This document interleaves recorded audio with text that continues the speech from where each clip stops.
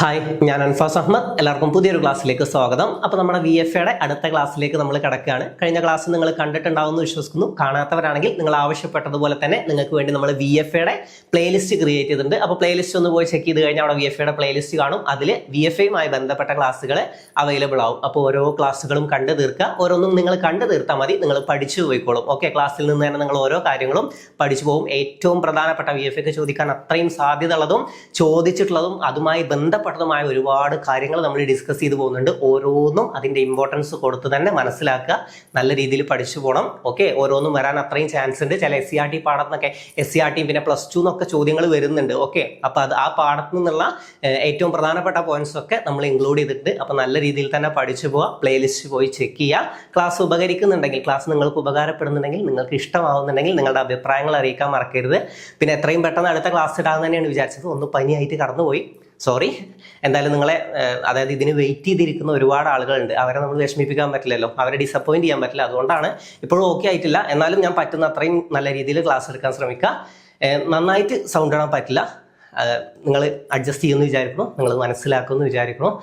പിന്നെ അതുപോലെ തന്നെ നമ്മുടെ ടെലഗ്രാം ചാനലിൽ ജോയിൻ ചെയ്യാത്തവരാണെങ്കിൽ ജോയിൻ ചെയ്യുക. പലരും നോട്ട് ഇടുമെന്ന് ആവശ്യപ്പെട്ടിട്ടുണ്ടായിരുന്നു. അപ്പോൾ ടെലഗ്രാമിൽ നമ്മളിനി ക്ലാസ്സും അതിൻ്റെ നോട്ട്സും നിങ്ങൾക്ക് അവൈലബിൾ ആക്കും കേട്ടോ. അപ്പോൾ നോട്ട്സ് ഒക്കെ പോയി വായിക്കണം എന്നുണ്ടെങ്കിൽ നമ്മുടെ ടെലഗ്രാമിൽ ഒന്ന് ജോയിൻ ചെയ്യുക. പിന്നെ നമ്മുടെ അപ്ഡേറ്റ്സ് ഒക്കെ നമ്മൾ അവിടെ നമ്മുടെ ടെലഗ്രാമിലാണ് അറിയിക്കുക.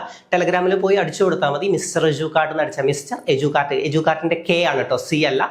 എജുകാർട്ട് എന്ന് അടിച്ചു കൊടുത്താൽ നിങ്ങൾക്ക് സെർച്ച് ചെയ്ത ചാനൽ കിട്ടും. ഇനി അതല്ലെങ്കിൽ നമ്മുടെ ഡിസ്ക്രിപ്ഷനിൽ നമ്മൾ ലിങ്ക് കൊടുത്തിട്ടുണ്ട്. അതുപോലെ തന്നെ നമ്മുടെ LDC LGS batch 2027 LDC ബൂസ്റ്ററും LGS ബൂസ്റ്ററും നമ്മൾ സ്റ്റാർട്ട് ചെയ്തിട്ടുണ്ട്. ഏത് എക്സാമിനാണോ നിങ്ങൾ പ്രിപ്പയർ ചെയ്യുന്നത്, ഏതിനാണോ നിങ്ങൾ നല്ല രീതിയിൽ ഫോക്കസ് കൊടുക്കുന്നത്, അതിന് എത്രയും പെട്ടെന്ന് ജോയിൻ ചെയ്യുക. നിങ്ങൾക്ക് നല്ല രീതിയിൽ യൂസ്ഫുൾ ആവും. ജസ്റ്റ് നിങ്ങളെ പഠിപ്പിക്കലല്ല, നിങ്ങൾക്ക് വേണ്ട കാര്യങ്ങൾ മാത്രം എത്തിച്ചു തരലല്ല, നിങ്ങൾക്ക് വേണ്ടി ഒരു അടിപൊളി സ്റ്റഡി മെത്തേഡ്, ഒരു സ്മാർട്ട് സ്റ്റഡി മെത്തേഡ് അവിടെ എക്സാം ഓറിയന്റഡ് ആയിട്ട് നിങ്ങൾ ചെയ്യേണ്ട കുറച്ച് കാര്യങ്ങൾ ഞാൻ പറയുന്നുണ്ട്. അതാകുമ്പോൾ നിങ്ങൾക്ക് സ്മാർട്ട് സ്റ്റഡിയിലൂടെ നിങ്ങൾക്ക് എത്രയും പെട്ടെന്ന് റാങ്കിൽ എത്താൻ പറ്റും. ഹാർഡ് വർക്ക് ചെയ്ത് റാങ്ക് ഫയൽ മുഴുവൻ വായിച്ചു തീർക്കലല്ല പരിപാടി. നിങ്ങൾക്ക് ഏറ്റവും എളുപ്പത്തിൽ റാങ്ക് ലിസ്റ്റിൽ എത്താനും വരുന്ന ചോദ്യങ്ങൾ ഏതൊക്കെയെന്ന് മനസ്സിലാക്കാനും വന്ന ചോദ്യങ്ങളും, അതായത് ഇതുവരെ വന്നിട്ടുള്ള ചോദ്യങ്ങളും അതിൽ നിങ്ങൾക്ക് അറിയാത്ത ചോദ്യങ്ങളും എല്ലാം മനസ്സിലാക്കി നിങ്ങളുടേതായ ഒരു പാറ്റേൺ, ഞാൻ പറഞ്ഞിട്ടുണ്ട്, ഓരോരുത്തർക്കും പല രീതിയിലുള്ള പ്രശ്നങ്ങളാണ് ഉണ്ടാവുക. ചില ആളുകൾക്ക് സയൻസ് ആണ് പ്രോബ്ലം എങ്കിൽ ചില ആൾക്ക് ഹിസ്റ്ററി ആവും പ്രോബ്ലം. അപ്പം നിങ്ങളുടെ പ്രോബ്ലം ആദ്യം നിങ്ങൾ മനസ്സിലാക്കണം. അത് മനസ്സിലാക്കാനുള്ള സ്റ്റെപ്സും ഞാൻ അവിടെ പറയുന്നുണ്ട്. ആദ്യം ഇൻട്രൊഡക്ഷൻ വീഡിയോയിൽ തന്നെ നമ്മൾ അത് പറഞ്ഞിട്ടാണ് 2 ബാച്ചും സ്റ്റാർട്ട് ചെയ്യുന്നത്. ഓക്കെ, അപ്പോൾ ആ സാധനം കണ്ടാൽ തന്നെ നിങ്ങൾക്ക് ഏകദേശം നിങ്ങളുടെ ഒരു ഐഡിയ കിട്ടും.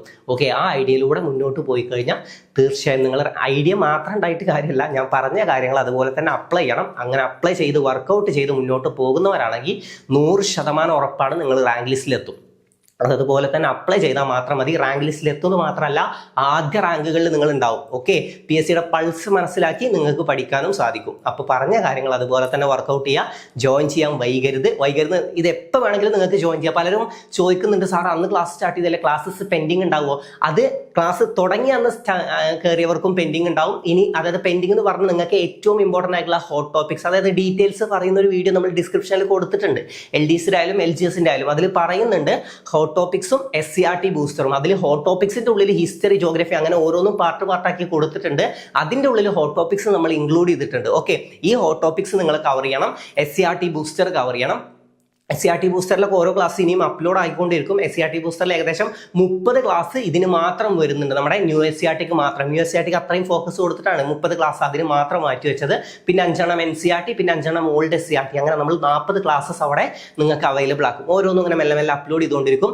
ആദ്യം നിങ്ങൾ ഞാൻ പറഞ്ഞ സ്റ്റെപ്സ് അതുപോലെ ചെയ്ത് കവർ ചെയ്യുക, പിന്നെ സ്റ്റെപ്സ് വർക്കൗട്ട് ചെയ്ത് തുടങ്ങുക, അത്രേ ഉള്ളൂ. ഓക്കെ, അപ്പോൾ അതായത് ഇനി ജോയിൻ ചെയ്താൽ പെൻഡിങ് ആവും, അങ്ങനെ പേടിക്കൊന്നും വേണ്ട. നിങ്ങൾ എത്ര പെട്ടെന്ന് ജോയിൻ ചെയ്യുന്നോ അത്രയും പെട്ടെന്ന് ഞാൻ പറഞ്ഞ സ്റ്റെപ്സ് നിങ്ങൾക്ക് വർക്കൗട്ട് ചെയ്ത് ആദ്യം റാങ്ക് ലിസ്റ്റിൽ എത്താൻ നിങ്ങൾക്ക് സാധിക്കും. അതായത് ആദ്യം നിങ്ങളുടെ ഇമ്പ്രൂവ്മെന്റ് ഏറ്റവും പെട്ടെന്ന് നിങ്ങൾ ഇമ്പ്രൂവ് ആയി തുടങ്ങിക്കഴിഞ്ഞാൽ പിന്നെ ഏറ്റവും നല്ല റാങ്കുകളിൽ നിങ്ങൾ എത്താൻ അത് സഹായിക്കും. അപ്പോൾ എത്രയും പെട്ടെന്ന് ജോയിൻ ചെയ്യണമെന്ന് പറയുന്നത് അതുകൊണ്ടാണ്. കാര്യങ്ങൾ വർക്കൗട്ട് ചെയ്ത് ഏറ്റവും മേലേക്ക് എത്താൻ വേണ്ടിയിട്ടാണ്. എത്രയും പെട്ടെന്ന് ജോയിൻ ചെയ്താൽ നിങ്ങൾക്ക് ഒരുപാട് വർക്കൗട്ട് ചെയ്യാനുള്ള സമയം കിട്ടും. ഞാൻ പറഞ്ഞ കാര്യങ്ങൾ അതുപോലെ തന്നെ വർക്കൗട്ട് ചെയ്യാനുള്ള സമയം കിട്ടും. അത് നിങ്ങളുടെ നല്ല ഇമ്പ്രൂവ്മെന്റ് ഉണ്ടാക്കും. ഓക്കെ, നമ്മൾ പറയുന്നത് പോലെ ഓരോ ദിവസവും 1% എങ്കിലും നിങ്ങൾ ഇമ്പ്രൂവ് ആയി കഴിഞ്ഞാൽ നിങ്ങൾ വിചാരിക്കുന്നതിനേക്കാൾ വലിയ റാങ്കിൽ തീർച്ചയായും നിങ്ങൾ എത്തും. അപ്പോൾ പറയുന്ന കാര്യങ്ങൾ അതുപോലെ വർക്കൗട്ട് ചെയ്യുക എന്നുള്ളതാണ്. അപ്പോൾ ബാച്ചിൻ്റെ ഡീറ്റെയിൽസ് അറിയാൻ വേണ്ടിയിട്ട് ഇവിടെ നമ്പർ എഴുതി വരുന്നുണ്ട്. അതിൽ മെസ്സേജ് അയച്ച ബാച്ചിൻ്റെ ഡീറ്റെയിൽസ് പറഞ്ഞുതരും. പിന്നെ VFA ബാച്ചിനും പലരും എൻക്വയറി നടത്തുന്നുണ്ട്. VFAക്ക് നമ്മൾ മുമ്പേ തുടങ്ങിയൊരു ബാച്ച് ഉണ്ട്. ഓക്കെ, അതിൽ തന്നെയാണ് ഇപ്പോൾ ആളുകൾ ജോയിൻ ആയിക്കൊണ്ടിരിക്കുന്നത്. പലരും കുഴപ്പമില്ല, ക്ലാസ് പെൻഡിങ് ഉണ്ടായാലും കുഴപ്പമില്ല എന്ന് പറഞ്ഞിട്ട് ജോയിൻ ആവുന്നുണ്ട്. അപ്പോൾ അങ്ങനത്തെ ആളുകൾക്ക് ജോയിൻ ആവാം. പെൻഡിങ്ങുള്ള ക്ലാസ് കണ്ടു തീർക്കാൻ പറ്റും നിങ്ങൾക്ക് വിശ്വാസം ഉണ്ടെങ്കിൽ അങ്ങനെ ജോയിൻ ആവാം. ഇനി അതല്ല, വേറൊരു ടിപ്പ് കൂടെ ഞാൻ പറഞ്ഞുതരാം. നിങ്ങൾ ഓൾറെഡി പഠിച്ചു കഴിഞ്ഞ ഒരുപാട് ടോപ്പിക്സ് ഉണ്ടാവും. ഈ ടോപ്പിക്സ് എല്ലാം എൻ്റെ ക്ലാസ്സിൽ നിന്ന് സ്കിപ്പ് ചെയ്ത് അല്ലാത്ത ടോപ്പിക്സ് കണ്ടു തീർത്ത് കഴിഞ്ഞാൽ നിങ്ങൾക്ക് പെട്ടെന്ന് ആ കോഴ്സ് കംപ്ലീറ്റ് ആക്കാൻ പറ്റും. ഓക്കെ, അപ്പോൾ അത് VFAൻ്റെ കോഴ്സ് ഉണ്ട്. പിന്നെ LDC ബൂസ്റ്റർ ആയാലും നിങ്ങൾക്ക് VFAക്ക് യൂസ്ഫുൾ ആവും. ഓക്കെ, LDC ബൂസ്റ്റർ എടുത്തു കഴിഞ്ഞാൽ ഇപ്പോൾ നിങ്ങൾക്ക് VFAക്കും അത് വർക്ക് ചെയ്യാം. പിന്നെ അതുപോലെ തന്നെ 2027 LDC വരെ നിങ്ങൾക്ക് അത് അവൈലബിളും ആവും. ഏതാണെന്ന് വെച്ചാൽ നിങ്ങൾ നോക്കി ചെയ്യുക. അതിൽ മെസ്സേജ് അയച്ചാൽ അവർ ഡീറ്റെയിൽസ് ഒക്കെ പറഞ്ഞു തരും കേട്ടോ. ഓക്കെ, അപ്പോൾ ടെലഗ്രാം ചാനൽ ജോയിൻ ചെയ്യാൻ മറക്കരുത്. നോട്ട്സ് ഒക്കെ നിങ്ങൾക്ക് അവൈലബിൾ ആവണ്ടേ. അപ്പോൾ നോട്ട്സ് ഒക്കെ കിട്ടാൻ വേണ്ടിയിട്ട് ടെലഗ്രാം ചാനലിലും ജോയിൻ ചെയ്യുക. അപ്പോൾ ക്ലാസ് നിങ്ങൾക്ക് ഇഷ്ടപ്പെടുന്നുണ്ടെങ്കിൽ, നിങ്ങൾക്ക് ഉപകാരപ്പെടുന്നുണ്ടെങ്കിൽ നിങ്ങളുടെ അഭിപ്രായങ്ങൾ അറിയിക്കാൻ മറക്കരുത്. അപ്പോൾ അധികമൊന്നും പറയാതെ നമുക്ക് നേരെ നമ്മുടെ ക്ലാസ്സിലേക്ക് കിടക്കാം.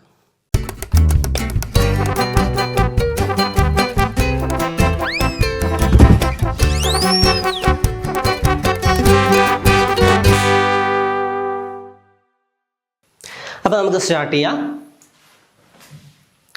ആദ്യത്തെ ചോദ്യം, ഇത് നമ്മൾ കഴിഞ്ഞ ക്ലാസ്സിലും ഡിസ്കസ് ചെയ്തിട്ടുണ്ട്. അതായത് ഈ പാഠഭാഗത്ത്, ഈ ചോദ്യമല്ല, ഈ പാഠഭാഗത്ത് നിന്നൊരു ചോദ്യം ഞാൻ പറഞ്ഞിട്ടുണ്ട്. +2 എന്നൊരു ചോദ്യം വന്നിട്ടുണ്ടെന്ന് ഞാൻ പറഞ്ഞിട്ടുണ്ട്. ഓക്കെ, ആ പാഠത്തിൽ നിന്ന് തന്നെയാണ് പിന്നെയും ചോദിച്ചിട്ടുള്ളത്. ഇതൊക്കെ VFAക്ക് ചോദിച്ചിട്ടുള്ളതാണ് കേട്ടോ. അപ്പോൾ ഇനിയും ഈ പാഠത്തിന് PSC ഇമ്പോർട്ടൻസ് കൊടുക്കാൻ അത്രയും ചാൻസ് ഉണ്ട്. ഓക്കെ, അപ്പോൾ 11ാം നൂറ്റാണ്ടിൽ രചിക്കപ്പെട്ട ഈ ഗ്രന്ഥം ഇന്ത്യയിലെ തന്നെ ഒരു പ്രധാനപ്പെട്ട വംശീയ വലി ചരിതമാണ്. ഏതാണ്? 11ാം നൂറ്റാണ്ടിൽ രചിക്കപ്പെട്ട ഈ ഗ്രന്ഥം ഇന്ത്യയിലെ തന്നെ ഒരു പ്രധാനപ്പെട്ട വംശീയ വലി ചരിതമാണ്. ഇതിൽ ഏതാണ് ഉത്തരം വരുന്നത്? മൂഷകവംശ മഹാകാവ്യമാണ് കേട്ടോ. ഏതാണ്? മൂഷകവംശ മഹാകാവ്യം. ഏതാണ്? ഒരു വട്ടം കൂടെ, മൂഷകവംശ മഹാകാവ്യമാണ് നമ്മുടെ ഉത്തരം. 11ാം നൂറ്റാണ്ടിൽ രചിക്കപ്പെട്ട ഈ ഗ്രന്ഥം ഇന്ത്യയിലെ തന്നെ ഒരു പ്രധാനപ്പെട്ട വംശീയ വലി ചരിതമാണ്. ഏതാണ്? മൂഷകവംശ മഹാകാവ്യം. മൂഷകവംശ മഹാകാവ്യം. നമുക്ക് നോക്കാം. ഓൺലി 2 ആണ് കേട്ടോ ഉത്തരം. രണ്ടാമത്തെയാണ്. കണ്ണൂർ ജില്ലയിലെ ഏഴിമലയിലെ മൂഷകവംശ പരമ്പരയെക്കുറിച്ച്, ഇതൊന്ന് നോട്ട് ചെയ്യണേ. കണ്ണൂർ ജില്ലയിലെ ഏഴിമലയിലെ മൂഷകവംശ പരമ്പരയെക്കുറിച്ച്. അപ്പൊ എങ്ങനെ വേണമെങ്കിലും തിരിച്ചും മറിച്ചും ചോദ്യം വരാം. ചോദ്യം കിട്ടണം, ക്യാച്ച് ചെയ്യാൻ പറ്റണം. ഓക്കെ, അപ്പൊ കണ്ണൂർ ജില്ലയിലെ ഏഴിമലയിലെ മൂഷകവംശ പരമ്പരയെക്കുറിച്ച് സംസ്കൃതത്തിൽ രചിക്കപ്പെട്ട അർദ്ധചരിത്ര ദിനവൃത്താന്തമാണ് ഏത്? മൂഷകവംശ മഹാകാവ്യം അല്ലെങ്കിൽ മൂഷകവംശ കാവ്യം. ഒരു വട്ടം കൂടെ, കണ്ണൂർ ജില്ലയിലെ ഏഴിമലയിലെ ഞാൻ റിപ്പീറ്റ് ചെയ്യുന്നത് നിങ്ങൾക്ക് ബോറടിക്കുന്നില്ല വിചാരിക്കുന്നു. റിപ്പീറ്റ് ചെയ്താൽ പിന്നെയും കേൾക്കുമ്പോൾ നിങ്ങൾക്ക് അത് മൈൻഡിൽ വരും. അതിന് വേണ്ടിയിട്ടാണ്. ഓക്കെ, അപ്പൊ കണ്ണൂർ ജില്ലയിലെ ഏഴിമലയിലെ മൂഷകവംശ പരമ്പരയെ കുറിച്ച് സംസ്കൃതത്തിൽ, ഏതിലാണ്? സംസ്കൃതത്തിൽ രചിക്കപ്പെട്ട അർദ്ധചരിത്ര ദിനവൃത്താന്തമാണ് മൂഷകവംശ കാവ്യം. ഓക്കെ, മൂഷകവംശ കാവ്യം. ക്ലിയർ അല്ലേ? മൂഷകവംശ കാവ്യം. ഒറ്റവട്ടം കൂടെ. കണ്ണൂർ ജില്ലയിലെ ഏഴിമലയിലെ മൂഷകവംശ പരമ്പരയെക്കുറിച്ച് സംസ്കൃതത്തിൽ രചിക്കപ്പെട്ട അർദ്ധചരിത്ര ദിനവൃത്താന്തമാണ് ഏത്? മൂഷകവംശ കാവ്യം അല്ലെങ്കിൽ മൂഷകവംശ മഹാകാവ്യം. അപ്പൊ അത് ക്ലിയർ ആണ്. ലഭ്യമായതിൽ ഏറ്റവും പഴക്കമുള്ള തമിഴ് സാഹിത്യമാണ് സംഘസാഹിത്യം. അല്ലെ? ലഭ്യമായതിൽ ഏറ്റവും പഴക്കമുള്ള തമിഴ് സാഹിത്യം ഏതാണ്? അത് സംഘസാഹിത്യമാണ്. അല്ലെ? അപ്പൊ അത് 1 വേർഡ് ആയിട്ടൊക്കെ ചോദ്യം വരാൻ ചാൻസ് ഉണ്ട്, അല്ലെങ്കിൽ സ്റ്റേറ്റ്മെന്റ് ആയിട്ട് മാറ്റി കൊടുക്കും. അപ്പൊ ശ്രദ്ധിക്കാം, ലഭ്യമായതിൽ ഏറ്റവും പഴക്കമുള്ള തമിഴ് സാഹിത്യമാണ് സംഘസാഹിത്യം. ക്ലിയർ അല്ലേ? സംഘസാഹിത്യം. ലഭ്യമായതിൽ ഏറ്റവും പഴക്കമുള്ള തമിഴ് സാഹിത്യമാണ് സംഘസാഹിത്യം. ഇനി തുഹ്ഫത്തുൽ മുജാഹിദീൻ കേട്ടുണ്ടോ? തുഹ്ഫത്തുൽ മുജാഹിദീൻ. ചിലപ്പോൾ കേട്ടുള്ളത് തുഹ്ഫത്തുൽ മുവാഹിദീൻ ആവും. അല്ലേ? അതാരുടെയാണ്? തുഹ്ഫത്തുൽ മുവാഹിദീൻ. കേട്ടുണ്ടോ? തുഹ്ഫത്തുൽ മുവാഹിദീൻ.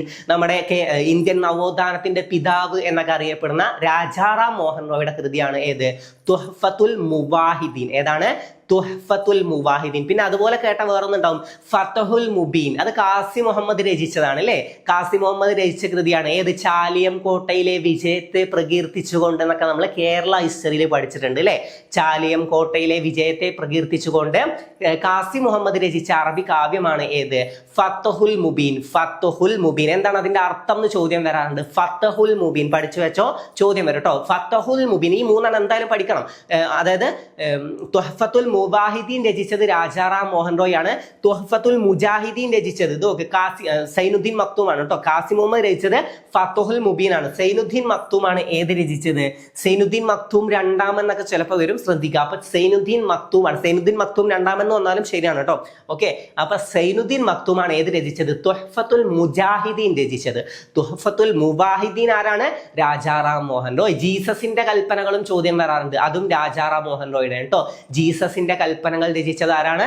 രാജാറാം മോഹൻ റോയ് ആണ്. ജീസസിന്റെ കൽപ്പനകൾ. പിന്നെ ബ്രഹ്മ സമാജത്തിന്റെ സ്ഥാപകനാണ് രാജാറാം മോഹൻ റോയ്, അതും ചോദ്യം വരാറുണ്ട്. ബ്രഹ്മ സമാജത്തിന്റെ സ്ഥാപകനാണ് ആര്? രാജാറാം മോഹൻ റോയ്. ബ്രഹ്മസഭയായിരുന്നു അല്ലെ ആദ്യം ബ്രഹ്മസഭയായിരുന്നു, പിന്നീട് അത് ബ്രഹ്മ സമാജമായി മാറിയത് 1830-ലാണ്. 1828 നിലവിൽ വരുമ്പോൾ ബ്രഹ്മസഭയായിരുന്നു. ഇനി ഉദാഹരണത്തിന് ചോദ്യം വരാണ്, ബ്രഹ്മസമാജം സ്ഥാപിതമായ വർഷം എന്ന് ചോദിച്ചാൽ 1828 ആണ് കേട്ടോ ഉത്തരം. 1828 ആണ് ഉത്തരം. ബ്രഹ്മസമാജം എന്ന പേര് മാറ്റിയത് എപ്പോഴാന്ന് ചോദ്യം വന്നാലാണ് 1830 ആൻസർ ആയിട്ട് വരുന്നത്. ഓക്കെ, അപ്പൊ രാജാറാം മോഹൻ റോയ് ആണ് എന്ത്? ഇന്ത്യൻ നവോത്ഥാനത്തിന്റെ പിതാവ് എന്നറിയപ്പെടുന്നത് കേട്ടോ. ഇന്ത്യൻ നവോത്ഥാനത്തിന്റെ പിതാവ് എന്നറിയപ്പെടുന്നത് ആരാണ്? രാജാറാം മോഹൻ റോയ് ആണ്. ഓക്കെ, അപ്പോ മധ്യകാല കേരളത്തിന്റെ രാഷ്ട്രീയ സാമൂഹ്യ സാമ്പത്തിക ചരിത്രം പ്രതിപാദിക്കുന്ന ഷെയ്ഖ് സൈനുദ്ദീൻ മക്തൂം രചിച്ച കൃതിയാണ് ഏത്? തുഹ്ഫത്തുൽ മുജാഹിദീൻ. തുഹ്ഫത്തുൽ മുജാഹിദീൻ. അപ്പൊ തുഹ്ഫത്തുൽ, ഈ മൂന്നെണ്ണം ഒന്ന് ക്ലിയർ ആക്കോ. തുഹ്ഫത്തുൽ മുവാഹിദ്ദീൻ രചിച്ചത് ആരാണ്? രാജാറാം മോഹൻ റോയ് ആണ്. തുഹ്ഫത്തുൽ മുജാഹിദ്ദീൻ രചിച്ചത് ആരെന്ന് ചോദ്യം വന്ന തുഹ്ഫത്തുൽ മുജാഹിദ്ദീൻ ആരാണ്? സൈനുദ്ദീൻ മക്തൂമാണ് കേട്ടോ. സൈനുദ്ദീൻ മക്തൂമാണ്. ഇനി ഫത്തുഹുൽ മുബീൻ രചിച്ചത് ആരാന്ന് ചോദിച്ചത് ആരാണ്? വ്യക്തമായ വിജയം എന്നാണ് ഫത്തുഹുൽ മുബീന്റെ അർത്ഥം.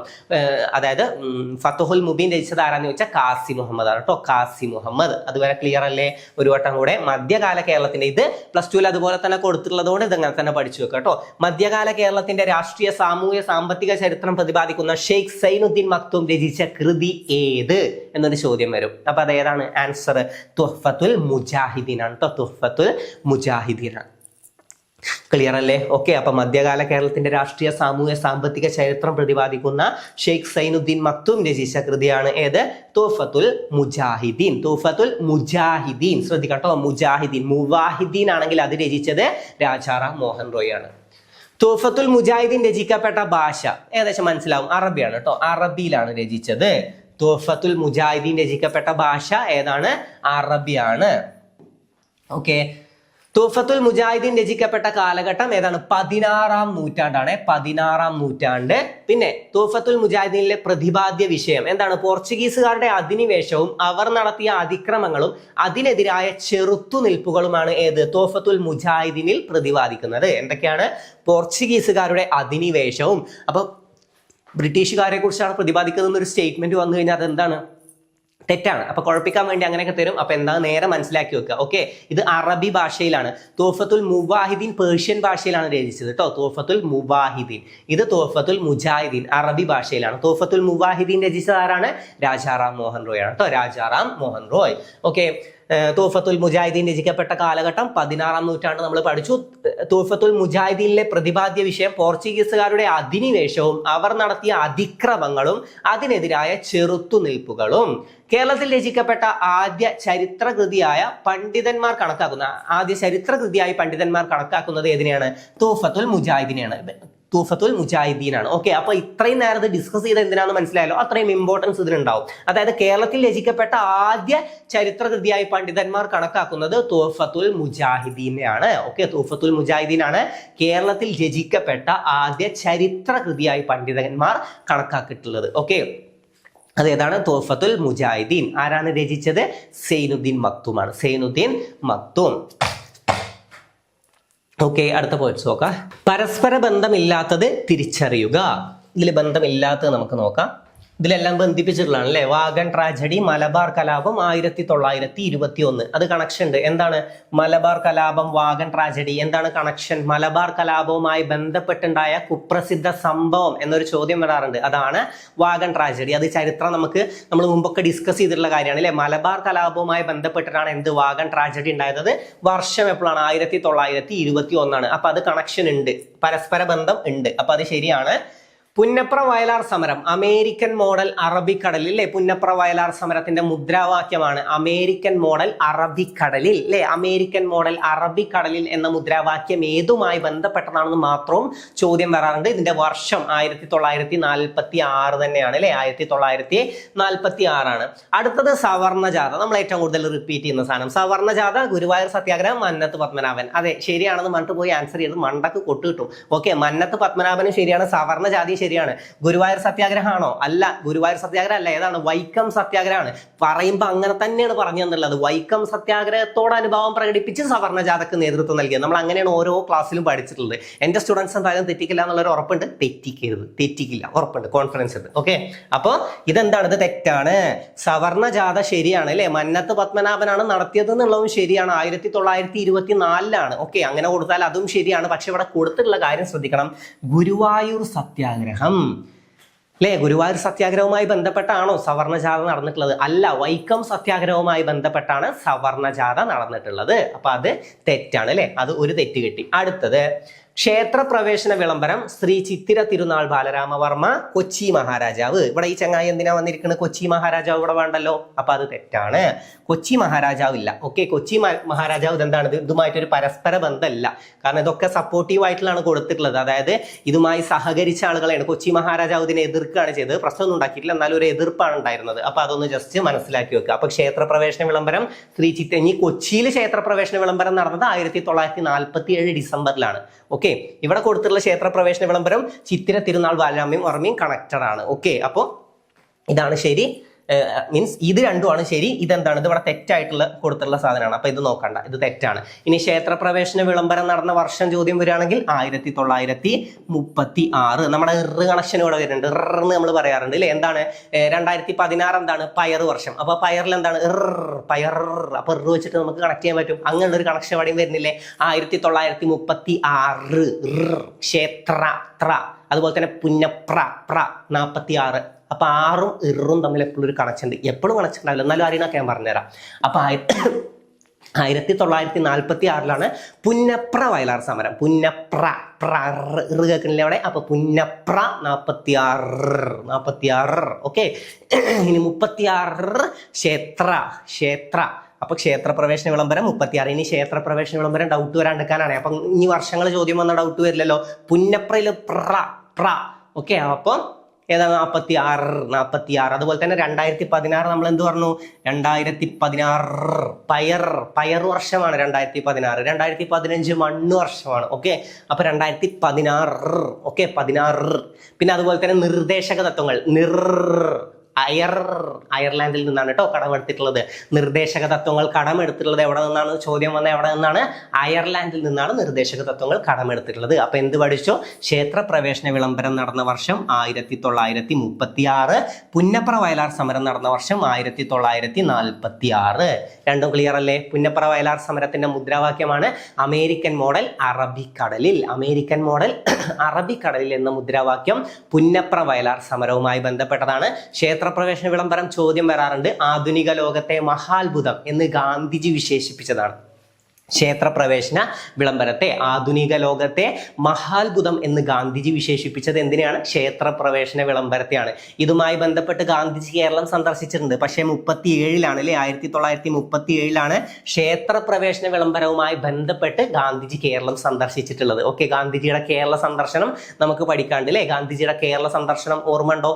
20, 25, 27, 34, 37 അല്ലെ? 1920 ആദ്യം വന്നു, പിന്നെ 25 വന്നു, പിന്നെ 27 വന്നു, പിന്നെ 34 വന്നത്, പിന്നീട് 37 വന്നു. അങ്ങനെ അവസാനം വന്നത് ക്ഷേത്രപ്രവേശന വിളംബരവുമായി ബന്ധപ്പെട്ടിട്ടുള്ളതാണെന്ന് മനസ്സിലാക്കി വെക്കുക. ഓക്കെ, ആധുനിക ലോകത്തെ മഹാത്ഭുതം എന്ന് ഗാന്ധിജി വിശേഷിപ്പിച്ചതും ആധുനിക തിരുവിതാംകൂറിലെ മാഗ്ന കാർട്ട എന്നറിയപ്പെടുന്നതും ക്ഷേത്രപ്രവേശന വിളംബരമാണ് കേട്ടോ. കർഷകരുടെ മാഗ്ന കാർട്ടയാണ് പണ്ടാരപ്പാട്ട വിളംബരം. അതും ചോദ്യം വരാൻ ചാൻസ് ഇല്ലേ? അപ്പോൾ കർഷകരുടെ മാഗ്ന കാർട്ട എന്നറിയപ്പെടുന്നത് ചോദ്യം വന്നാൽ ഏതാണ്?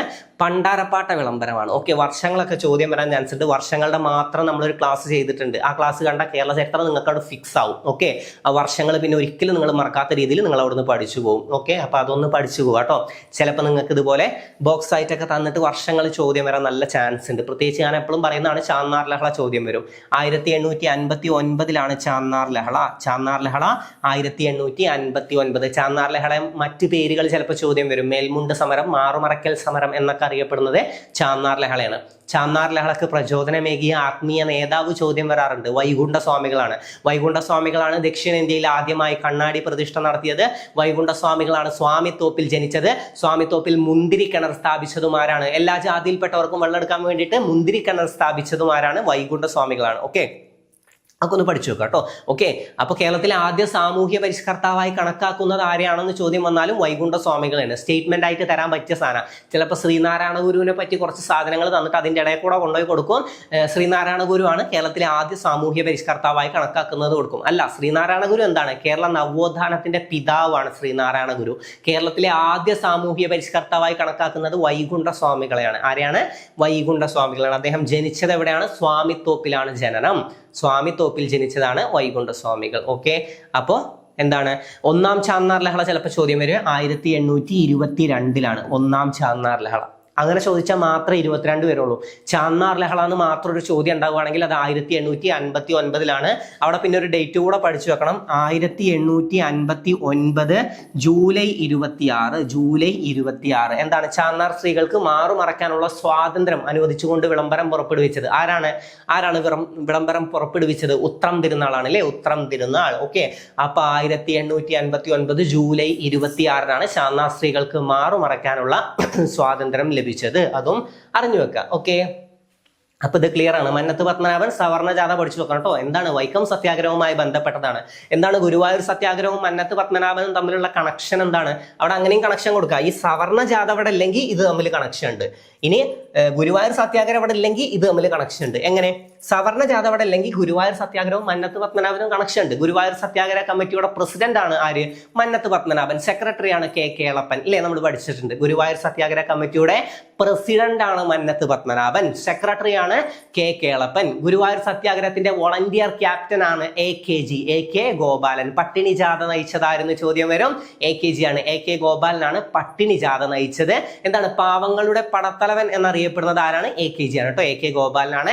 ഇന്ത്യൻ കോഫി ഹൗസിന്റെ സ്ഥാപകനാണ് AK ഗോപാലൻ. അതും പഠിച്ചു വെക്കാം കേട്ടോ. ഇന്ത്യൻ കോഫി ഹൗസിന്റെ സ്ഥാപകനാണ് AK ഗോപാലൻ. AKG അഥവാ AK ഗോപാലൻ. ഗുരുവായൂർ സത്യാഗ്രഹവുമായി ബന്ധപ്പെട്ട AKGനെ കുറിച്ച് ചോദിക്കുകയാണെങ്കിൽ ഇതാണ് കേട്ടോ ചോദിക്കുക. ഗുരുവായൂർ സത്യാഗ്രഹത്തിന്റെ വോളണ്ടിയർ ക്യാപ്റ്റൻ ആരാന്ന് ചോദിച്ചാൽ അത് AKG ആണ്. ഗുരുവായൂർ സത്യാഗ്രഹ കമ്മിറ്റിയുടെ പ്രസിഡന്റ് ആണ് മന്നത്ത് പത്മനാഭൻ.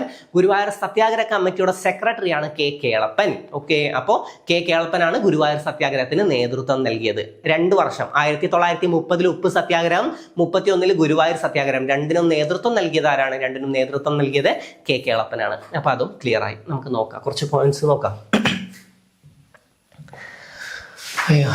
വൈക്കം സത്യാഗ്രഹവുമായി ബന്ധപ്പെട്ട സവർണ ജാഥ സംഘടിപ്പിച്ച സാമൂഹ്യ പരിഷ്കർത്താവ് ആരാണ്? മന്നത്ത് പത്മനാഭനാണ്. 1924 നമുക്ക് അറിയണതാണ് അല്ലെ. 1924 വൈക്കം സത്യാഗ്രഹം. വൈക്കം സത്യാഗ്രഹത്തിന് ഒരു പ്രത്യേകത ഉണ്ട്. ദക്ഷിണേന്ത്യയിൽ അയിത്തത്തിനെതിരായി നടന്ന ആദ്യ സംഘടിത കലാപം അല്ലെ. അങ്ങനെ ചോദ്യം വന്നാലും വൈക്കം സത്യാഗ്രഹമാണ് കേട്ടോ. ഓക്കെ, സ്റ്റേറ്റ്മെന്റ് ശ്രദ്ധിക്കണം. ദക്ഷിണേന്ത്യയിൽ അയിത്തത്തിനെതിരായിട്ടാണ് നടന്നത്. അയിത്തം സഞ്ചാര സ്വാതന്ത്ര്യവുമായി ബന്ധപ്പെട്ടതാണ്, അല്ലാതെ ക്ഷേത്രപ്രവേശനവുമായി ബന്ധപ്പെട്ടതല്ല. ഓക്കെ, അപ്പൊ അതൊന്ന് ശ്രദ്ധിക്കുക. മുമ്പ് ഏതോ ഒരു ക്വസ്റ്റ്യൻ പേപ്പറിൽ സ്റ്റേറ്റ്മെന്റ് അങ്ങനെ തെറ്റായിട്ട് വന്നിട്ടുണ്ടായിരുന്നു. അതായിരുന്നു അവിടെ തെറ്റായിട്ട് കൊടുത്തിട്ടുള്ളത്. എന്ത്? ക്ഷേത്ര പ്രവേശനത്തിന് വേണ്ടിയിട്ടാണ് വൈക്കം സത്യാഗ്രഹം നടന്നത്. അതല്ല, സഞ്ചാര സ്വാതന്ത്ര്യം എന്നുള്ളതാണ് വിഷയം. ഓക്കെ, അയിത്തത്തിനെതിരായി നടന്ന ആദ്യ സംഘടിത കലാപമാണ് വൈക്കം സത്യാഗ്രഹം. ഈ വൈക്കം സത്യാഗ്രഹത്തിന് നേതൃത്വം നൽകിയ വ്യക്തിയാണ് TK മാധവൻ. ആരാണ്? TK മാധവനാണ് വൈക്കം സത്യാഗ്രഹത്തിന് നേതൃത്വം നൽകിയത്.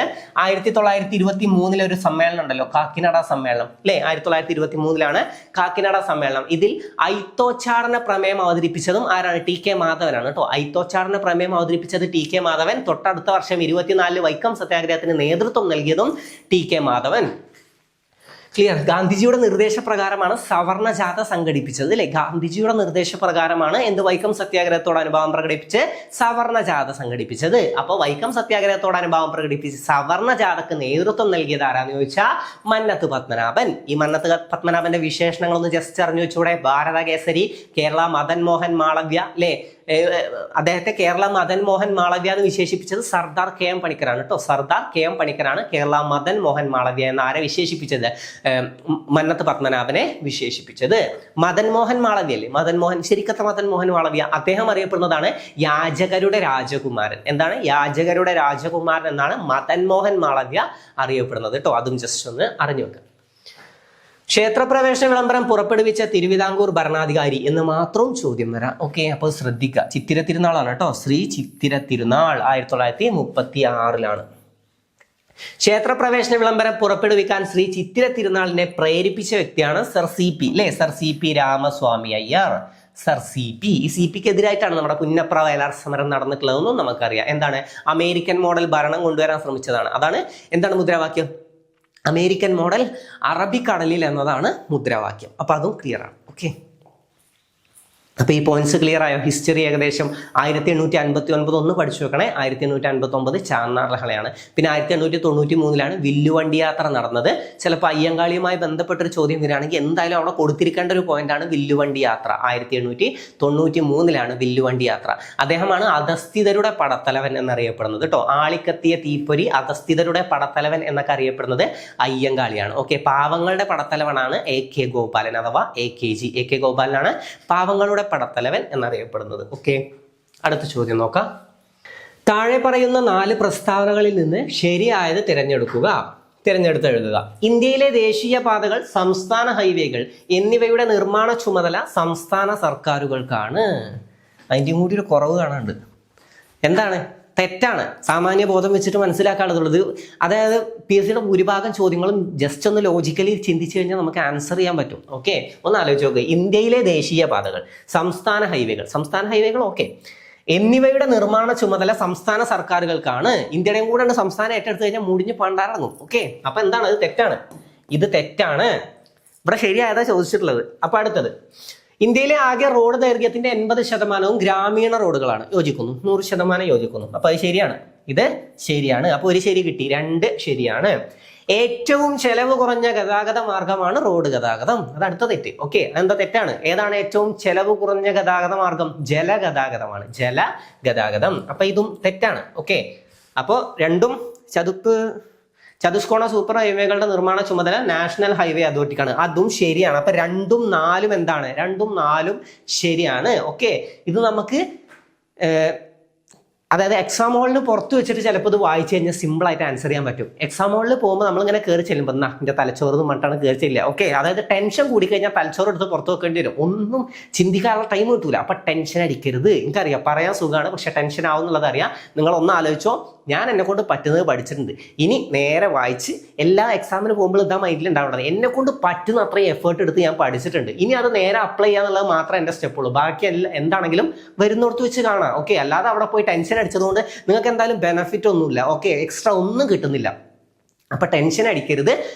അതായത് ഒന്ന് മനസ്സിലാക്കുക, ലോജിക്കലി ഒന്ന് ചിന്തിച്ചു നോക്കുക. ടെൻഷൻ അടിച്ചതുകൊണ്ട് 2-3 മാർക്ക് അധികം കിട്ടുന്നുണ്ടെങ്കിൽ നിങ്ങൾ ഇരുന്ന് ടെൻഷൻ അടിച്ചോ, ഓൾ ദ ബെസ്റ്റ്. പക്ഷെ അല്ലാതെ നിങ്ങൾ ടെൻഷൻ അടിക്കരുത്. നിങ്ങളൊന്ന് നേരെ ചിന്തിച്ചു നോക്കിയാൽ ടെൻഷൻ അടിച്ചതുകൊണ്ട് നിങ്ങൾക്ക് ഒരുപാട് ലോസ് ഉണ്ടാവും. ഒന്ന് ആലോചിച്ച് നോക്കുക. ഇവിടെ നിങ്ങൾക്ക് ആൻസർ സിമ്പിൾ ആയിട്ട് അറിയും, പക്ഷെ ഇത് ആ ലോജിക്ക് പുറത്തേക്ക് വരില്ല. ഇന്ത്യയിലെ ദേശീയപാതകൾ, സംസ്ഥാന ഹൈവേകൾ എന്നിവയുടെ നിർമ്മാണ ചുമതല സംസ്ഥാന സർക്കാരുകൾക്കാണെന്നുള്ളത് ചിലപ്പോൾ ശരിയാക്കി എഴുതി വെക്കും. ഓക്കെ, സംസ്ഥാന സർക്കാരുകൾക്കല്ല. ഓക്കെ, 2ന്റെയും കൂടെ സംസ്ഥാന സർക്കാർ ഏറ്റെടുക്കൂല. പിന്നെ ഏറ്റവും ചെലവ് കുറഞ്ഞ ഗതാഗത മാർഗമാണ് പെട്രോളിന്റെ വിലയൊക്കെ അറിയാലോ. ഓക്കെ, അപ്പൊ അതും തെറ്റാണ്. ഓക്കെ, ഏറ്റവും ചെലവ് കുറഞ്ഞത് നോക്കുകയാണെങ്കിൽ അത് ഏതാണ്? അത് ജലഗതാഗതമാണ് കേട്ടോ. ഏറ്റവും ചെലവ് കുറഞ്ഞ ഗതാഗത മാർഗം ജലഗതാഗതമാണ്. അപ്പൊ ഇതിൽ 2ഉം 4ഉം എന്താണ്? ശരിയാണ്. ഇനി തെറ്റാണ് ചോദിച്ചിട്ടുണ്ടെങ്കിൽ 1ഉം 3ഉം ഇതിൽ തെറ്റായിട്ടുള്ളത്. ഇവിടെ എന്താ ചോദിച്ചിട്ടുള്ളത്? ശരിയായത് തിരഞ്ഞെടുക്കുക.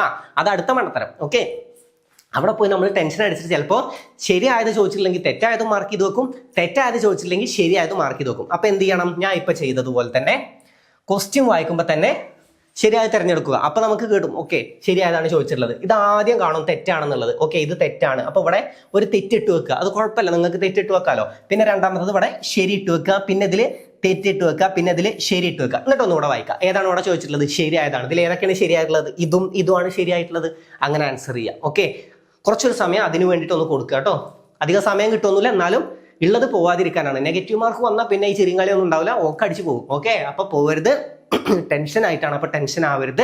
ഞാൻ പറഞ്ഞതൊന്ന് ആലോചിച്ച് നോക്കാം. ഞാൻ മാക്സിമം പഠിച്ചത്, നിങ്ങൾ പഠിച്ചിട്ടുണ്ടല്ലോ, പഠിച്ചവർക്ക് ടെൻഷൻ ഉണ്ടാവുള്ളൂ, അത് അടുത്തതാണ്, അത് അടുത്ത കോമഡി. പഠിക്കാത്തവർക്ക് ഒരു ടെൻഷനും ഉണ്ടാവില്ല. ഓക്കെ, പഠിക്കാത്തവർ എനിക്കെന്തെങ്കിലും ആവട്ടെ എന്ന് പറഞ്ഞിട്ട് കയറി ചെല്ലും, പഠിച്ചവർ ടെൻഷൻ അടിച്ചിട്ടുള്ളത് കളയും. ഓക്കെ, അപ്പോൾ പഠിച്ചവർക്കാണ് ടെൻഷൻ ഉണ്ടാവുക എന്നുള്ളത് നിങ്ങൾ മനസ്സിലാക്കുക. മാക്സിമം നല്ല രീതിയിൽ എന്നെ കൊണ്ട് അപ്ലൈ ചെയ്യണം. അതാണ് ഇതുവരെ പഠിച്ച കാര്യങ്ങൾ ഇനി നേരെ അപ്ലൈ ചെയ്യുക എന്നുള്ളതാണ് എൻ്റെ അടുത്ത സ്റ്റെപ്പ്. അത് ഞാൻ പ്രോപ്പറായിട്ട് ചെയ്യുക മാത്രമാണ് ഞാൻ ചെയ്യാനുള്ളത്. അത് ചെയ്തിട്ട് ബാക്കിയൊക്കെ ദൈവത്തിന് വിട്ടുകൊടുക്കുക, ബാക്കി വരാനുള്ളത് വരട്ടെ. ഓക്കെ, അല്ലാതെ ഞാൻ ഇനി ടെൻഷൻ അടിച്ചതുകൊണ്ട് എനിക്ക് 2 മാർക്ക് അധികം കിട്ടുകയാണെങ്കിൽ കിട്ടട്ടെ എന്ന് പറഞ്ഞാൽ ടെൻഷൻ അടിക്കരുത്. ഓക്കെ, ടെൻഷൻ അടിച്ചാൽ ഒന്നും കിട്ടൂല. അപ്പോൾ ടെൻഷൻ അടിക്കാതെ പ്രോപ്പറായിട്ട് നല്ല കോൺഫിഡൻസോട് കൂടെ അറ്റൻഡ് ചെയ്യുക. ഞാൻ പഠിച്ചിട്ടുണ്ട്, ഓരോ ക്വസ്റ്റ്യൻ കാണുമ്പോൾ അത് മനസ്സിലാക്കാൻ എനിക്ക് സാധിക്കും. അതായത് ക്വസ്റ്റ്യൻ നിങ്ങൾക്ക് അറിയില്ലെങ്കിലും ഓപ്ഷൻ വെച്ച് കട്ട് ചെയ്തിട്ട് നിങ്ങൾക്ക് ആൻസറിലേക്ക് എത്താൻ പറ്റും. ഒരുപാട് കാര്യങ്ങൾ നിങ്ങൾ അവിടെ നിന്നൊക്കെ പഠിച്ചിട്ടുണ്ട്. ഓക്കെ, ഇതൊക്കെ നിങ്ങളുടെ മൈൻഡിൽ കിടക്കുന്നുണ്ട്. പിന്നെ കുറച്ച് ലോജിക്കും കൂടെ അപ്ലൈ ചെയ്ത് കഴിഞ്ഞാൽ നിങ്ങൾ റാങ്ക് ലിസ്റ്റിൽ അടിക്കും. ഓക്കെ, അത്രേ ഉള്ളൂ. രാജ്യത്ത് അങ്ങോളം ഇങ്ങോളം വ്യാപിച്ചു കിടക്കുന്ന ഗ്രാമങ്ങളെയും നഗരങ്ങളെയും പരസ്പരം ബന്ധിപ്പിക്കുന്ന ഏറ്റവും പ്രധാന മാർഗം റോഡ് ഗതാഗതമാണ്. ജസ്റ്റ് വായിച്ചു വെക്കുക. നിർമ്മാണ സംവിധാനങ്ങൾ അടിസ്ഥാനമാക്കി ഇന്ത്യയിലെ റോഡുകളെ 4 വർഗീകരിച്ചിരിക്കുന്നു. ദേശീയപാതകൾ, സംസ്ഥാന ഹൈവേകൾ, ജില്ലാ റോഡുകൾ, ഗ്രാമീണ റോഡുകൾ. ഓക്കെ, അപ്പോൾ ദേശീയപാതകൾ, സംസ്ഥാന ഹൈവേകൾ, ജില്ലാ റോഡുകൾ, ഗ്രാമീണ റോഡുകൾ, ഇങ്ങനെ 4 തരം തിരിച്ചിട്ടുള്ളത്. അതിൽ ദേശീയപാത വികസന പദ്ധതികൾ NHAI, national highway authority of India, ഇന്ത്യയിൽ വിവിധ ഘട്ടങ്ങളിലായി ചില വൻ പദ്ധതികൾ ഏറ്റെടുത്തിട്ടുണ്ട്. ജസ്റ്റ് ഒന്ന് മനസ്സിലാക്കി വെക്കുക. സുവർണ ചതുഷ്കോണം, ഇന്ത്യയിലെ 4 വലിയ മെട്രോ നഗരങ്ങളായ ഡൽഹി, മുംബൈ, ചെന്നൈ, കൊൽക്കത്ത എന്നിവയെ തമ്മിൽ ബന്ധിപ്പിക്കുന്ന, അത് ചോദ്യം വരാറുണ്ട്. ഇപ്പൊ താഴെ തന്നിരിക്കുന്നതിൽ സുവർണ ചതുഷ്കോണം ഏതെന്നൊക്കെ ചോദ്യം വരാറുണ്ട്, ശ്രദ്ധിക്കുക. ഇന്ത്യയിലെ 4 വലിയ സുവർണ ചതുഷ്കോണങ്ങളിൽ പെടാത്തത് ഏതൊന്നും ചോദ്യം വരും. ഇതിൽ ഏതൊക്കെയുള്ള? ഡൽഹി, മുംബൈ, ചെന്നൈ, കൊൽക്കത്ത എന്ന 4 എണ്ണാണ് സുവർണ ചതുഷ്കോണം. ഡൽഹി, മുംബൈ, ചെന്നൈ, കൊൽക്കത്ത. ഏത് വരും? എക്സ്ട്രാ ഒരാളും കൂടെ വന്നിരിക്കും. ആരാണ്?